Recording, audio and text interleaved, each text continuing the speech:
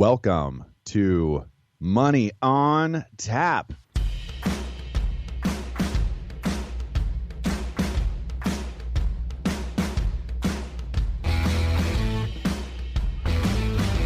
Money on Tap, your personal finance headquarters, where we bring out the professionals' experience and some fun in what we call three-dimensional investing, utilizing insurance, brokerage, and fee-based planning.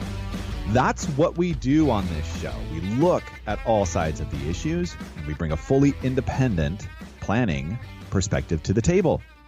You can reach us at 855-226-8551 or info@yourmoneyontap.com. I am in New Hampshire right now, standing with Ben Brayshaw in a new studio. I'm super excited. This is our launching new studio podcast. We have spent so much time and effort in building this out, and we, thank companies like Events United who helped us here locally, and there's been a lot of people involved in this, and this is great. I mean, this is really phenomenal. Yeah. So good job. Thanks, Seth. Thanks, everyone that was involved. Take a look on Facebook. You'll see the pictures. And, like us on the podcast venues out there, wherever you listen to us. Just love us because we love you.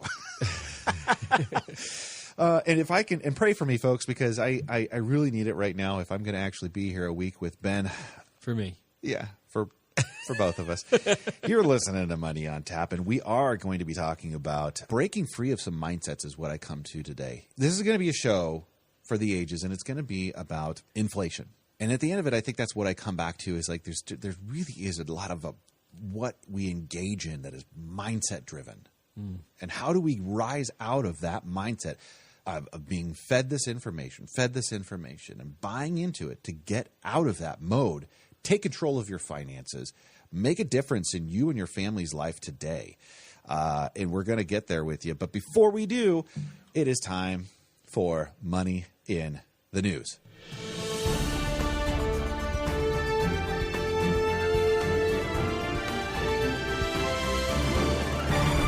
First up today on Money in the News, we have the Wall Street Journal coming to you again. Stocks waver as banks warn of losses. This is a big deal. This has been kind of in the background for a little bit. There's been a couple of kind of crazy headwinds, Seth, I would say, that have driven some kind of the market turbulence that we've had. And I think a lot of our listeners probably aren't even aware of some of the back-end pieces that are going on. But this article is by Anna Herstein and Akane Otani. And good job. Thank you. I appreciate that. And what's really very interesting is there was a lot of selling going on last week. And like the turbulence was going on was kind of weird. I mean, I remember kind of remarking on it as well. And really what was going was a complete upending of all of the assets of one major firm, which is Archegos Capital Management, which is run by Bill Wangs. They had to sell 30 billion, B as in boy, holdings last week. 30 billion. Now, what I really found was very interesting about this was that while this was all happening, and obviously no one's disclosing all this stuff, right? We're seeing Viacom drop like a rocket ship, which turns out they were a large holder of that asset, or a good size holder of that asset. And we're seeing all this pushed selling, which is causing this, I don't know really what was going on at the time. And I'm saying to myself, what the heck is happening in this market? But you and I both remarked at the resilience that existed throughout the entire market cycle. I mean, looking back at that, I'm saying to myself, man, the massive selling of an over-leveraged, I mean, the company was over-leveraged, overweighted. They had some holes in it. Goldman Sachs stepped in, said, we need to liquidate these assets. We're getting rid of them. And the stock market held strong. I mean, there was obviously Viacom had a massive hit, but the market was substantially good considering. I mean, it actually ended up. It's hard to believe that managers are going out of business in the market that we've seen. It kind of reminds me of my contractor buddy that was building in 2000 and managed to not be successful. Yeah. During that time. And I don't know, folks. It's just one of those things where it was remarkable to see, 30 billion assets get sold, and banks really taking a huge hit in terms of some of those assets. And it brought to me the question that so many of our clients have asked us about is like, why are we investing right now in financials? Why are financials doing so well? They shouldn't do this well when people aren't paying their mortgages, right? Or there's all this money coming into the market in all these different ways, and it's folks, it's a really fascinating thing to take a look at too, because last week it turned it around. The market was great, and it broke some previous biases that it had shown and set up in the weeks prior to that. But there you go, folks. It's a tale that we're telling right now. And do we still think that financials and banks are one of those places where a lot of money is coming in and doing well? Well, I mean, I do. I think our portfolios say so. Yeah, I mean, we're a hold in the financial space. I mean, I really do think there's more to come. A lot of these companies haven't. I mean, I look at Wells Fargo, I look at J.P. Morgan. I mean, these companies, some are at kind of highs, and some are not nearly where they used to be. But when you look at the bailout dollars and what people are actually paying, I mean, the people that don't need the money, that are still paying their rents, their leases, paying their mortgage, those things are still coming through pretty strong. I mean, we've seen some phenomenal real estate programs really report some strong numbers, way stronger than any expected numbers. I mean, I'm actually shocked on some of them. And in industries or demographics that we would expect them not to be strong. Like, we wouldn't even expect them to be at the levels that they're reporting. So I think the banks are going to continue to have some strong numbers, but this scenario has definitely upended some major financial issues in some banks, and they're weathering these storms. So there's going to be hiccups as we go through this, right? I mean, there's always going to be a hiccup when you have a major catastrophe, no matter how big it is, right? The financial crisis of 2008, there's always going to be the unwinding of bad programs, bad assets, bad management. I mean, this is just simply a story of bad management. Yeah. Happens to be a $30 billion bad management. But I consider the fact that we didn't have a massive dump in the whole stock market, and that we're hitting all-time highs again after the fact. I mean, we've talked about where the market's at all-time highs.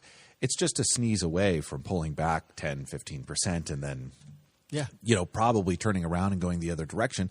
The volatility is just not going away. No. What solution here, folks, is okay. If you need to take profits, if you've been profitable, go ahead. Do that. That's what that's all about. But get the big picture, get the long term, and let's get to the next article. So Kathy Wood, she has done it again. If you don't know about Kathy Woods, well, you're gonna, because ARK is her ETF that she's pretty much headed up and been the lead on and done really well with, is turning into the private sector for space. Well, this is really interesting. This is their 8th ETF. Yeah. And they're really trying to touch on the space culture here. I thought this was interesting because this ETF actually has 6% of their holdings in another ETF that they have. Why not? I don't know ETFs that own ETFs. This is unless that one bails and then I know. So unwinds $30 billion. Yeah, that's horrible. But it's really very interesting. It's their 3D printing ETF. Oh, isn't that interesting? Yeah, I guess that's how you build in space, or I'm not really sure the entire correlation, but I think there's going to be some. There clearly is some correlation that they're driving, but I mean, they kind of have the traditional, Virgin Galactic and the various space holdings. Boeing, but they have Boeing, Lockheed Martin. Yeah, so they're all over the place a little bit on some of this stuff, and then yet they're right on target. So I'm really curious what the overarching theme is, where they're actually buying their ETF. I'm just wondering about the fees, the substance around that, the double dipping of fees versus actually buying the straight up equities. Like, I'm really not sure what all those details are. I mean, we gotta dig through the launch on this thing and really understand. But there's some questions I have. Yeah. Well, I would say, one, past history is not an indication of future value or performance. First of all, if you take a look at Kathy Woods and what has she done, ARK Innovation is one of her funds. Right. And last year she had $16 billion in inflows to that. And this is really, she really did it in this disruptive technology. And that's the idea that's kind of transcending from one idea to another. Really, the SpaceX or this space ETF of the private companies that are involved in space exploration, et cetera. And pulling those pieces together. It's a disruptive technology that she did really well with names like Tesla and Roku. Right. I really like how she has really targeted some sectors that are kind of like futuristic. Like, I mean, here's the space is definitely it. The fintech, all those different things. They're always looking at those pieces. The innovation, it did like 150% last year, but it's down 9% this year. So I mean, there's like pros and cons and all sorts of different pieces going on here. But what I really like about the strategy that they focus on is they're always looking for the dips of the big names. They're always looking for that. Are you saying value of? Is that what you mean by value? Like no. Just the pullback of a good company they believe in. That sounds like you're saying value in a different way, but it is. But I'm not speaking about yield value. I'm just speaking about the value in the asset. Oh, ye old value. Yes. We love you. Yes, I love value. Everyone knows I love value. I'm a big value fan. That's going to be in a couple of shows. We are going to talk about investing, especially when it comes to the 330 million and an aging population. Where do people go? Where do they find money? Yeah. I do think there's going to be a strong push for that. I think that people are, missing the boat on that. And I think here's a woman who understands value in a couple different dimensions. Oh, she understands so much more than I. Wouldn't it be great to just be like, I don't know if she's qualified. She's not qualified to be on the show yet, I don't think. No. She will next week, though. Next Stick week, around. Yeah. We'll. So speaking of what's going on, we're going to be talking about inflation and so many different things around this piece here. We can't wait to come back with you, spend some time, uncover the dark underbelly. I like the 2-part show we've got going with this a little bit too. I like the fact that we're going to talk about inflation. We get talking, and it's like we're just going to spend the next month talking about inflation. No, it's just going to be 2 shows. It's just going to be 2 shows. We're going to talk about inflation, and then we're going to talk about how to combat inflation in the investment world. And I like that. I like that a lot. I like giving people some solutions. That sounds good to me. You're listening to Money on Tap. You can reach us at 855-226-8551 or info@yourmoneyontap.com. Don't go anywhere. We'll be right back. If you're listening today and, your questions are outside the box of estate planning or financial planning or any number of the pieces that we kind of traditionally talk about, don't forget that Brayshaw Financial offers auto, home, and business insurance. And we have an entire department that handles all of that for you. Give us a call at 855-226-8551 and be happy to take care of those needs for you. Or email us at info@yourmoneyontap.com. Now back to Money on Tap with Ben and Seth.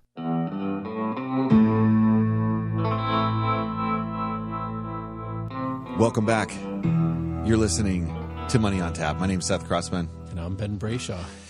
Folks, this is a debut for us. A debut in a way that you probably don't realize. There's a brand new studio, and Ben and I are actually standing within about a meter of each other. Meter. Rather than We're not in 3,000 Europe. miles. So I hope to sound much better than I typically do, and we'll have some fun in the studio. And when we have fun and Money on Tap, that usually means let's talk about inflation. That's horrible. That's what it usually is all about. Like, hey, what can we do to really bring this brand new studio to life? And if you're not depressed and turning the dial already, just wait. Just wait. We'll get there, because it is a tough topic when we take a look at what is inflation. Okay, it's a general increase in prices and a fall in the purchasing value of money, i.e., milk costs more. If you're lactose intolerant, almond milk costs soy more. or any of those options. I mean, the thing is that everyone knows what inflation is. It's just the question of, and what the hype is how is this whole, $3 trillion, $5 trillion, all the stimulus money that's flying everywhere, how is that going to impact? Everyone's talking about it. I want to say that a little differently, because I think I know what you're talking about there. Everybody knows what inflation is. I don't think so. I think we all know in our gut, Like we feel it every day when we walk into the store, try to buy something, and basically, well, that price moved up, but my income didn't. Yeah, no, I think that's one of the things that really drives the conversation. I mean, people, if you said, hey, if you walked out on the road and you said, hey, listen, we're taking a poll of what inflation is and how it's impacting you and what that is and so forth, I bet you we would have some pretty crazy responses. I think some people would be dead on. I think some people would be totally off and so forth. But if we said to somebody, do you know that inflation is that the cost of living continues to increase on you? I think we would get a lot of yeses. Oh, yeah. I think we would get a lot of yeses. I think if we gave them that kind of like, front-running line, I think everyone would say, oh, yeah, that's exactly, my food costs more and so forth. But I think the thing about inflation, which we're going to talk about, is how different it has become and how skewed everything is in understanding what inflation is in today's world. And I'm kind of excited, Seth, because I think I was reading a number of articles, and we're talking about inflation and how that's going to impact investments on a daily basis, and some of the investment options that we could possibly do on another show. That's why I come back to this idea of, do we know what inflation is? And I think there's the information that we're handed or we're fed, and then there's other information, and there's the stuff that we know inside. I would totally agree with the fact that we're totally fed something that I'm not really sure is fair. Accurate, honest, clear, concise, maybe even misguided at times. Maybe they are trying to be accurate. I mean, I know you're rolling your eyes. I can see him right here. It's hard not to. It wasn't a hard eye roll. It was like I stopped myself mid-eye roll there. It was. It was that way. But when you're really trying to evaluate, are we getting a fair shake at inflation, there's lots of conversations. I remember, and I know I've talked about it on the show before, where I have seen people report inflation and the government talk about it. And they talk about inflation saying, well, we're not going to include this year because it had such a rapid increase and we don't think it's going to be that case. They were talking about oil and gas, and this was probably 10 years ago. Get it out of here. Yeah, this was Obama era. Nobody needs that. Nobody needs to know that went up. Yeah, and then the following year I was listening to the same report, same conversation, and basically they said, well, we're still not including oil and gas because we think it's too inflated to really include in the. I mean, you can't pick and choose what you do and you don't include. To your benefit. Or if you have a pandemic, maybe we should pick and choose a little differently what we include. Exactly. Like it's honestly like they don't pick here, but in pandemic scenarios, they don't exclude. That's called cherry picking. Anybody that liked to play basketball and just hang out underneath the hoop? That was you. Yeah. I didn't mind cherry picking. That was them. Hey, yeah, we've actually been trying to get to this show for like 3 weeks now. And I couldn't believe that. I was like, well, what took us so long? Maybe 4 weeks. Maybe it took us as long as them to pass the stimulus bill. Well, you threw out there, hey, let's do some stuff on annuity shows. And to do that, we had to really give it justice. To really give that topic justice, we had to do 3 shows on annuities. And so people that... Well, it wasn't just annuities. It was what? Pensions. Oh, yeah. We talked about pensions. Right. So if you got a pension, buyer beware. You're probably in some deep doo-doo, and you need to have a conversation with somebody. And then we went into annuities as the alternative, which is what I consider an annuity. Is just a long-term pension. It can be. And, now we're in inflation because you know what? When you have a fixed income, what's your biggest fear? Oh, inflation. Oh, yes. Yeah, and that's why I've got here. this other topic over here. We've done a few shows on this, but one of them we called the black hole of retirement. And I think that actually got more listens just because of the title? The title of it. I would like to go. People were go sorely disappointed when they stumbled into that show. I would go with the fact that I think the show is just that good. Oh, yeah? Yeah. I think that the show was that strong and nothing to do. I thought the title was horrible and that people wouldn't listen. Surprise, surprise. Oh, there we go. Yeah. So as we dive into inflation, there's a lot to this story. And I think when you really break it down, it just comes to your pocketbook. This is a really personal conversation, and we're going to, I know the government tries to make it this corporate conversation that they're looking at over the world as a whole and all the different moving parts of it and so forth. But the truth is, it's like you are the person. You have to walk into the store and figure out how to pay for groceries. And that's the simple conversation. Yeah. That's the one that everybody should and does pay attention to. Right. The larger, like you said, corporate conversation of everyone. What is the government doing, and what are the levers back here that are possibly getting pulled or not to accomplish different things? Is that the real story? And I think that's where we hope to get to some of that information, and hopefully it's in a way that you can grab it, put it in your pocket, and take it to the water cooler with you this week. So, but before we do that, we're going to take a trip back in time. Did you hear that, folks? That was Ben pushing his favorite button over there. Brand new button to push. Look at him go. Oh, it's so much fun. If anyone knew what we were dealing with our new radio studio, they would say, why did you give these people this much control? Okay, so Seth, bring us into 1980. Okay, yeah, 1980. What was happening with us in 1980? I remember Mount St. Helens blowing. That was a big deal, but that didn't necessarily have anything to do with inflation directly. But there was a lot going on in the 1980s because, for instance, they were buying things, and things that they were buying were houses and cars and milk and all of these just things that we considered essential at that time. As Ben mentioned, that we kind of moved off of those as critical parts of what we consider or has been calculated as inflation. There's a reason to that when we will get into the dark underbelly of inflation. But let's take a look. What was the cost of living? A new house in 1980 was $68,714. The average income was $19,173 a year. A new car was $7,201. The average rent was $300 a month. This is the one I love. Is that I guess first of all, if you could get in here, if they were accepting, not everybody, they would have to accept everybody to take me. But Harvard University was only charging $5,300 per year to go to Harvard. A movie ticket was $2.25. Gasoline was $1.19, and we, believe it or not, in the late 90s, early 2000s, I paid less than that when we were going to school. 69 cents a gallon was at the least I ever paid.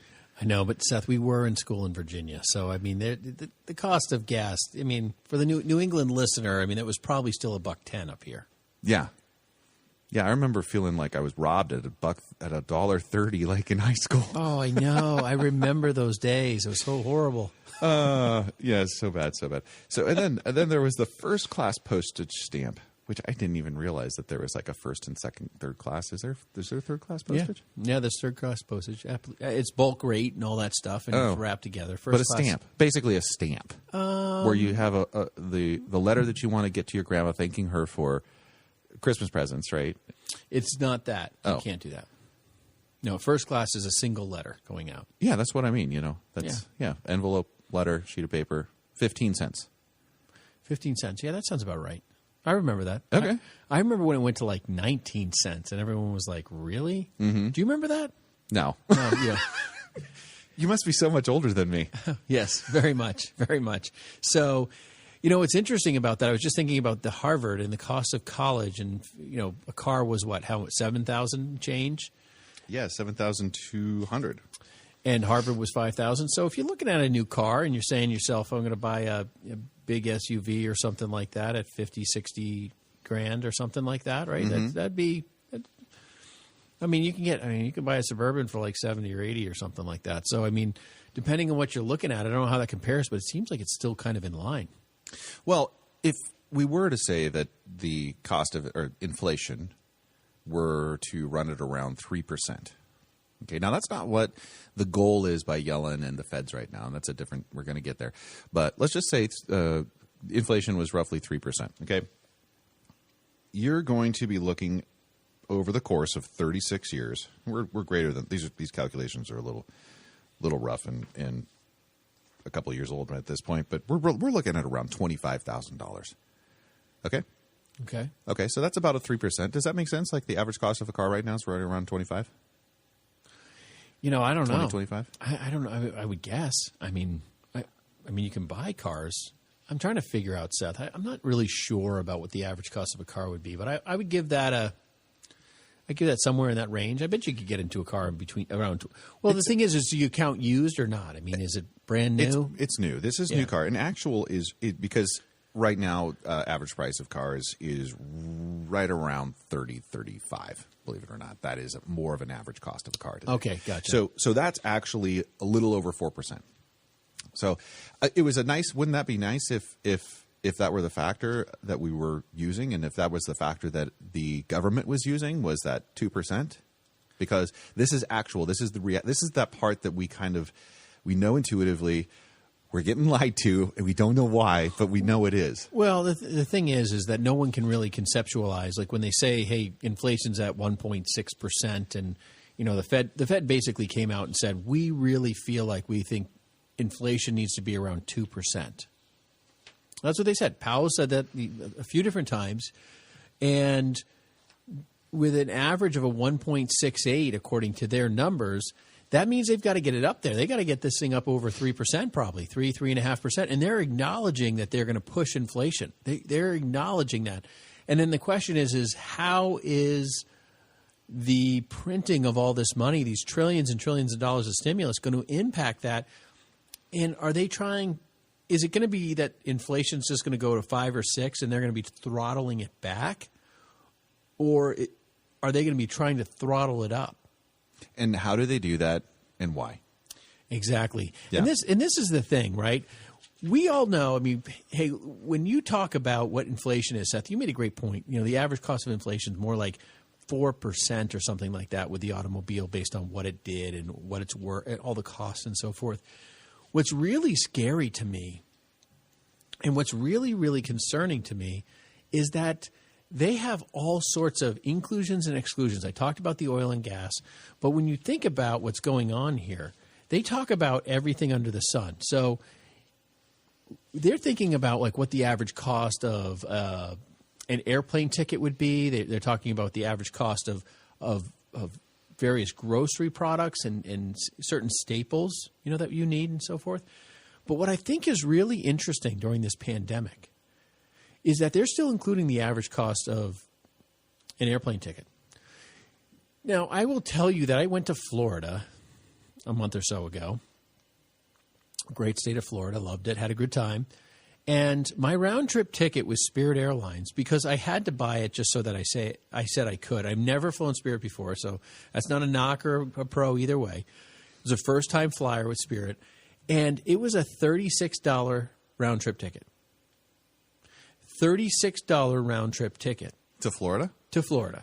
Wow. Let me say this again. It was a $36 round-trip ticket to Florida. So when they're talking about including Did they let you kick the tires on that plane before you got on? I know. Well, it was the bag costs and so forth that become problematic. That's where they really get you, right? Yeah. Well, I was going to say you can't mail a letter to Florida for you can't even. Well, you could try to set it FedEx, but it wouldn't even get there. So but the thing about this is that they're still including the cost of air travel. And they're doing everything they can to entice people to travel with deals and bargains and everything else. And I'm saying to myself, how is that correct? How is that driving our real inflationary story? Because when you really think about it, people aren't spending money on airline tickets and they're going down. So is that making inflation be inappropriately, misleadingly brought down? I don't. Well, here's an example of if you were to say that $300 rent in 1980, if you were to put that number in at the current rate of inflation or what we've got as an average rate of inflation from that point to now, the rent should come up to a little under $1,000. Okay, if you take a look at the rents in Boston right now for a 1-bedroom, it's like $2,000. Yeah. Yeah, Portland, 2-bedroom, right around $2,000. I don't know if they're doing rent controls out here and that kind of stuff, but I mean, shoot, or if anybody even has to pay rent through the pandemic. But that's just one of those ways that we can take a look at this and we can try to better. First of all, we're going to get a little frustrated because I can't seem to find anything on the list here of what we typically buy or we consider the consumer. And I know you gave a great example of the airline lowering the cost to $37 to get you to Florida, but that's just not where that's a pandemic price, right? That's a very specific. But this is what they're calculating it with. Yeah. One of the things I think we need to focus on is the fact that just the supply chain was so heavily impacted that when you actually break down what's going on, there was really a loss in the consumer expression because in the pandemic, right, costs were skyrocketing on specific goods, but that's what people were buying. Yeah. People weren't buying airline tickets. People weren't using gas. Mm-mm. You know, like all these things were just, I mean, look at gas plummeted. The price of oil plummeted to what, negative $200 a barrel or something like that? Yeah, well, that actually made your Uber food driver. What are the other ones we've talked about? I'm trying to remember who all went public with food delivery services. Oh, yeah, there's a bunch of them. It made it affordable for anybody that was actually driving that as a first or second job. I mean, how many college kids do I think of that actually were employed because that existed? Oh, yeah, absolutely. And I mean, so now we have this demand. Like I think of it as like these supply chain spikes, right? You have this massive spike driving right against all the cusps of food, all the supplies, everything you need.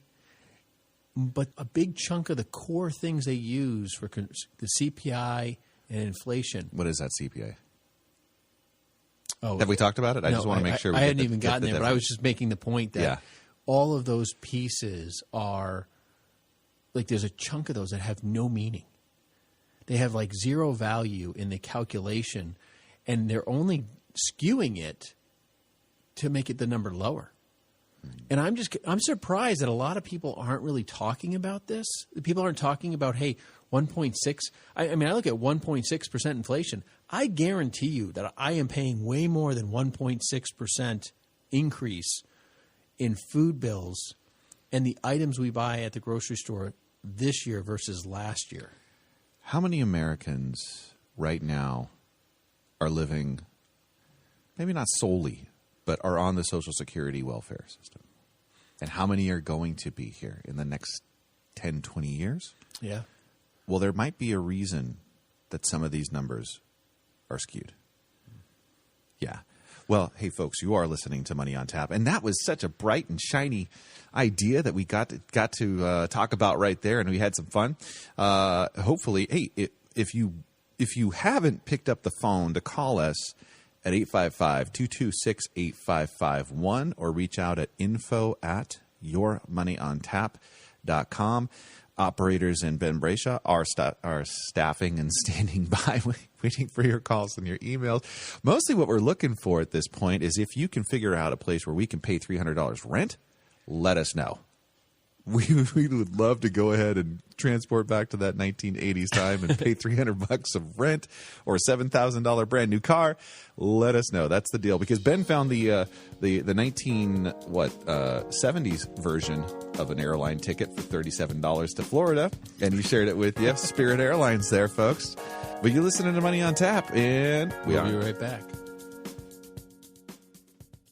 Folks, it is so much fun for us to bring you Money on Tap. My name's Seth Krussman, and I am one of the hosts here at Money on Tap. I'm also a financial planner. That's what we do. That's what Ben and I do.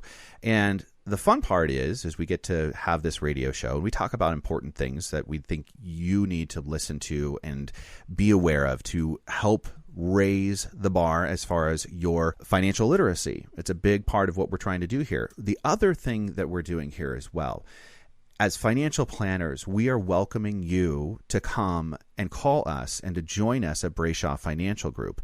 Experience what complete wealth management looks like.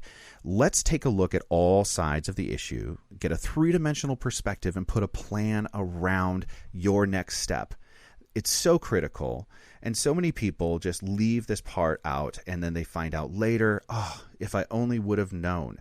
Hey, don't let that be your story. Give us a call at 855-226-8551 or info@yourmoneyontap.com.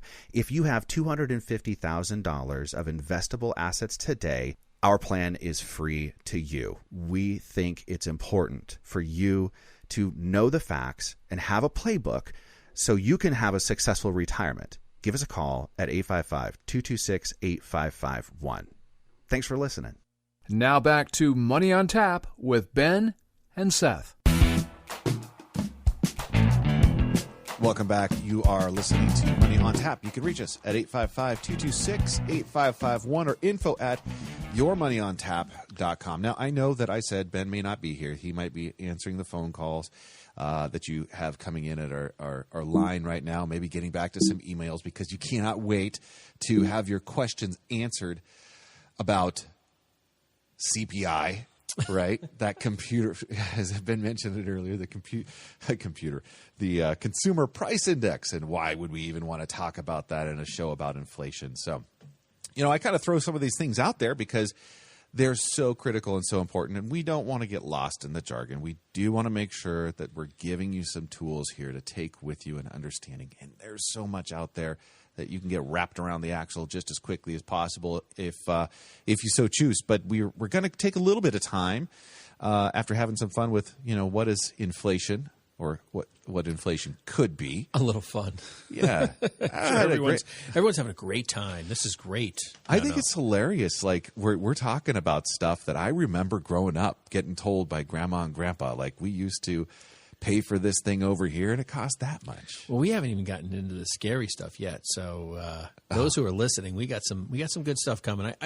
This is when we think about inflation and the Consumer Price Index and all the different pieces that are going on here. I mean, you have to really understand what's ahead of you to prepare, because this is a preparation conversation. Right. You prepper, Seth? I should be.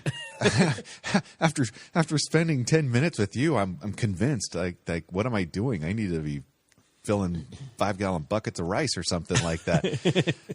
And that's next show. So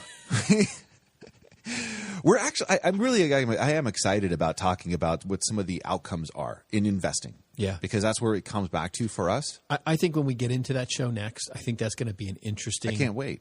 Yeah, no, I think that's going to be the driver for. I mean, we can talk about problems, and I think a lot of people don't really get into the solutions. Some of the solutions are not going to be, super compliance friendly, but we'll talk in generalities as best we can. Solution 1: make more money. Yeah, right. So,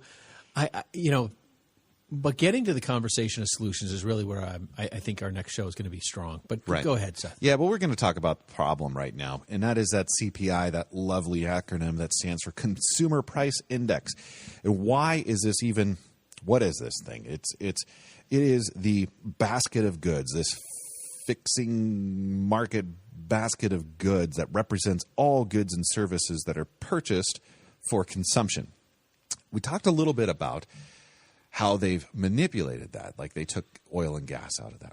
I assume oil was a part of that as well. I didn't fact check that. I didn't fact check anything of what they were taking in or out or leaving. At one point in time, I do recall, and I remember for fact, early 2010 to 2000 whatever, they were removing and adding and subtracting and not including all sorts of things, but oil and gas was definitely one of them. Well, here's a little fact check for you: is that the government has a few resources at its disposal to manipulate the CPI. And why would they want to do that? We'll get there in a minute. Okay. But the raw data that's used to calculate the CPI is not even available to the public. Isn't that crazy? Yeah. Why? And they say this is the reason why, so that companies can't compare prices. Well, that makes total sense, because I can go right now on the internet and be like, well, what's a gallon of milk over here cost me and a gallon of milk over there cost me? Everybody has access to this information. What's that app, Gas Buddy, that you can go on and you can look and see where the most reasonable price of gas is in comparison to your location? There's no basis. This is all a bunch of sham, we're not going to tell you what we're actually calculating in this number, right? Because we don't want to scare anybody or defeat competition rules. So why this question out there of what good does it do them to manipulate the CPI? Okay, Seth, careful, you're getting into conspiracy theory. No, this is right here in black and white. Somebody wrote it. It's truth. Oh. This is the truth. Printed it off the internet, folks. Yeah, so there's 80 million Americans right now And where do these 80 million Americans come from? They come from Social Security benefits, food stamp recipients, military and federal civil service and retirees and survivors and children of lunch school programs. Folks, that CPI number is used to calculate how much money they receive, or do they get an increase in their income. This number is so critical for the population that lives by the law of the CPI. And it's critical in the same token for a government that's $30 trillion in debt. And Ish. 30 trillion. Do we know? Yes. Balancing a budget, and they're doing a horrible job of it. And they don't want us to know exactly how bad they're doing of it, but they're trying to. That's really one of the main reasons that I can see they're manufacturing a number that really, really keeps poverty in the household. And I know there's so many different ways to look at this and to try to understand it, but that is ultimately when the government says to us, we're not willing to actually accept what real CPI is, because we don't want to have to pay a population of people over here that we promised we would, your veterans, those that are in need. Just because we came up with a number we don't want to swallow. Yeah. Yeah, no, I agree. Yeah, try to swallow that, folks. I hate saying it. I do, but it's the truth. You know, Seth, you bring up a lot of really good points, and there's a number of things that we could get into the political economics around this, because that's really what you're talking about. And I think, that's probably a conversation for a little bit of another day, because there's just so much, I think, headwind in that area. Yeah, I just want to get to the investment side. But I think that was a great point, and I think it's something that does require some awareness. I mean, that truly is an awareness item that people need to be have front and center on some level. And I think can I say something? Sure. Something else, because this comes back to our original idea, is the truth. And you know the truth. We know the truth. How many of us have come to a relationship, right, to eternity, because we finally came to that understanding of who God is to us? Yeah. That truth. And that's above and everything else that we're going to say right here. But we're born, created with that inside of us.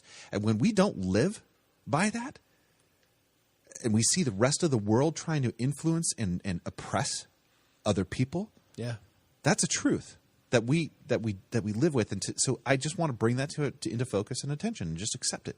That is what it is. Yeah, and I think there's a lot of ways that have to be. We have to address that as a nation, as Christians, as all of those different pieces. And as we kind of go through all of the inflationary issues, we know that everybody's paying more for food, right? We talked about that to begin with.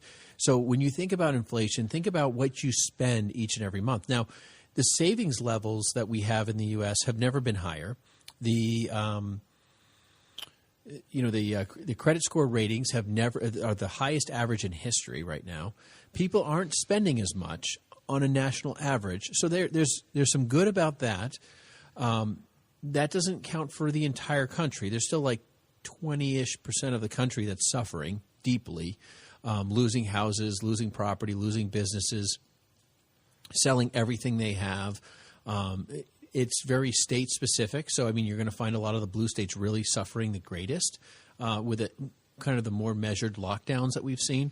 Those are just facts. I think it's interesting because our society has, like, somebody has their facts and we have our facts. It's like, no, that's a fact. Like, statistically, that's a fact. The blue states that are locked down the most are the ones suffering the most. There's just no rhyme or reason for that on some level, but there's safety concerns or whatever you believe that to be.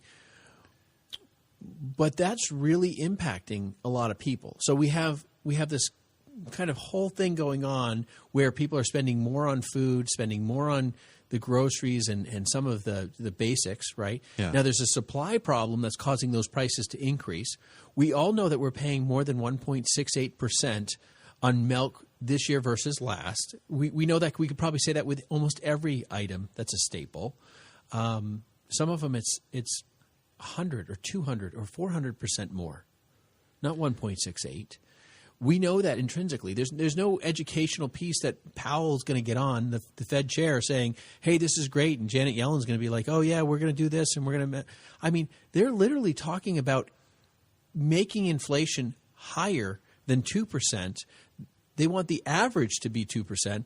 If their 1.68 means we're going to double our cost of milk or some of the things, I don't think I'm prepared for their version of 3%.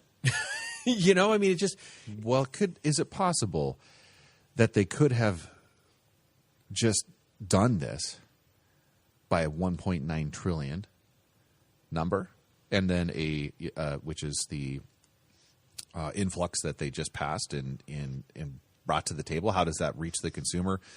Not everything's coming. Well, it's not going to reach the consumer. I mean, if you want to get political, 10% of it's only going to the consumer, and that's why people are saying this is not going to have the effect that we think it's going to have on inflation. But more money, printing money, that's a supply and demand, isn't it? Well, that's going to drive inflation, right. Whether it's going to the people of the United States or not. We add $2 trillion to our debt. That's going to cause inflation. I don't care what. I mean, I have 5 articles here that say it doesn't. Yeah, right. Right? Yeah. But I don't believe them at all. They're nothing. Smarter than I am because they sure figured out how it's not going to. And I'm just like, simple me. You're just so simple, Seth. I couldn't figure out how more money means inflation. I couldn't figure it out. Jeez. Well, people. Hey, hold on a second, because there's not a listener that's not paying more at the gas price, the gas pump. Okay. I mean, I've had everyone tell me that this isn't going to $37 ticket to Florida. Yeah, right. You skewed the numbers. We're all out of whack now because of your flight to Florida. So, well, the thing is that when you go to the gas pump, right? You stick the thing in there and you see $2.40 or whatever it is, heading to $3. Some people are paying $3 practically in some locations, and you're saying to yourself, well, how is that going to impact inflation? Well, every tube of toothpaste, every toilet paper roll, everything that has to be shipped, right? It requires gas for the oil for the most part, and as those prices go up, the cost of shipping goes up, which means that they have to charge you more at the store, right, to overcome that additional cost. And then when we start realizing how much energy is produced by oil, we realize all those stores that are keeping their lights on, all the Amazon deliveries, all of that stuff, it's just driving more and more cost to our bottom line. So not only are we seeing the demand issue pushing prices up, but we're seeing the cost of those services of delivery skyrocketing. I mean, I remember when Obama was in office, I was paying almost $5 a gallon for something here in New Hampshire. I remember filling up my car saying, I cannot believe I am paying this to fill up my car. We were like, what do you do? You can't afford to drive at some point. That's a real economic problem. I think what's also happening with oil and gas, and people don't really realize it, is with Biden having a fight with oil, right? Pipelines, we're not going to build these pipelines. We're going to create all this green energy that we're creating, that we're demanding be in existence. Every one of those pieces of plastic to a solar panel, every piece of steel or bolt or whatever, every wind turbine that they want to do, whether it's in the Gulf of Mexico or anywhere, all of those take oil to refine. You can't make steel without oil, okay? You start looking at all these different pieces, and then you say to yourself, goodness gracious, we got to drive that wind turbine out into the Gulf of Mexico and stick it in place. Oh, that's more oil. We're going to have the highest oil demand over the next 4 years, I think, than we've ever seen. And yet we're creating more rigidity in our ability to be self-sufficient in oil each and every day. There's some big stuff going on here. And if we are kidding ourselves that we don't think prices are going to be skyrocketing because of the price of oil, they're going to be doing everything they can to put the brakes on. They'll be claiming it's 3%, but it'll be more like 9%. I don't. That seems right to me. I'm willing to actually bite on that one. I will say yes. And when we take a look at the calculations that we were running with at the beginning of the show, where what was the cost of rent? What was these numbers line far greater or more easily with 9% than they do what they're trying to tell us, folks. You're listening to Money on Tap. You can reach us at 855-226-8551 or info@yourmoneyontap.com. We've talked a lot about CPI. We've talked a lot about different inflation pieces here. Now, that CPI calculation, one of the last things I think we wanted to touch on here was kind of the what if, because they've changed that calculation so much, and we don't know what it is right now because they feel that it would, for them to disclose their methodology, would bring to light what everybody else's prices are out there that we all know about anyways. Yeah. Yes. Yeah. Okay. So anyways, what if we were to go back and take a look at the calculation of the CPI that they were using in the 1990s, because we do know that now. We have a good idea of what that is. And if we were to take a look at that in comparison and bring those numbers forward to 2021 right now, it's a lot closer to 6%. It bumps up into the 8% plus in around 2008, right? And so, but right now we would be a little under 6% if we were to be using those numbers.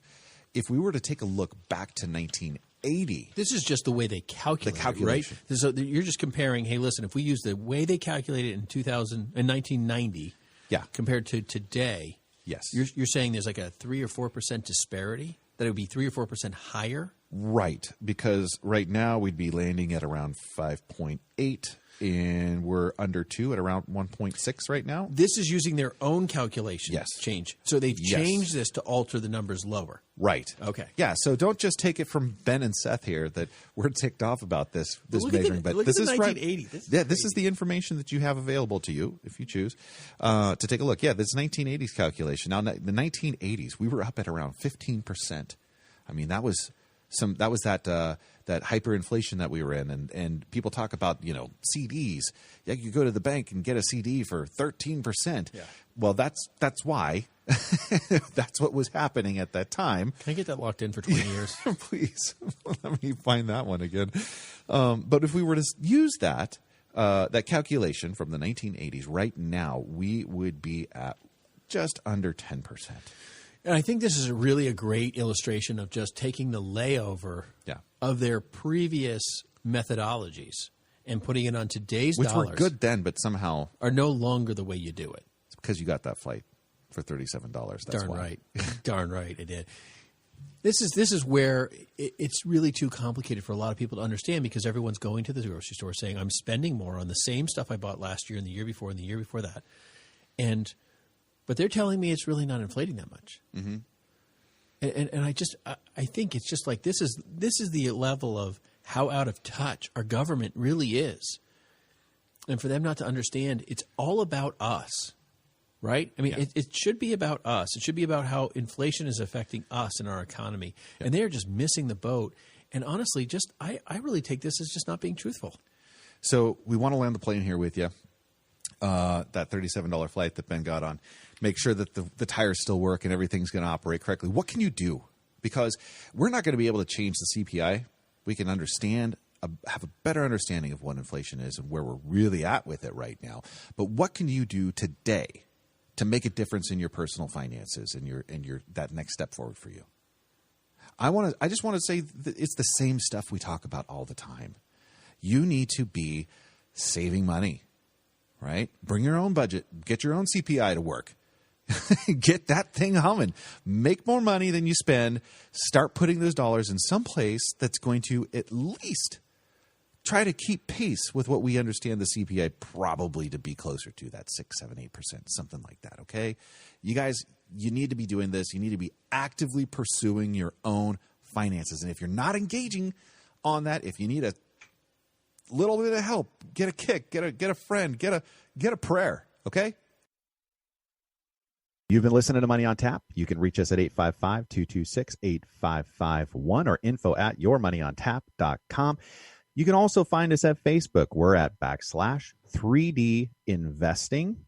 We're also on Twitter at BFG_LLC. And as always, you can also find us at yourmoneyontap.com.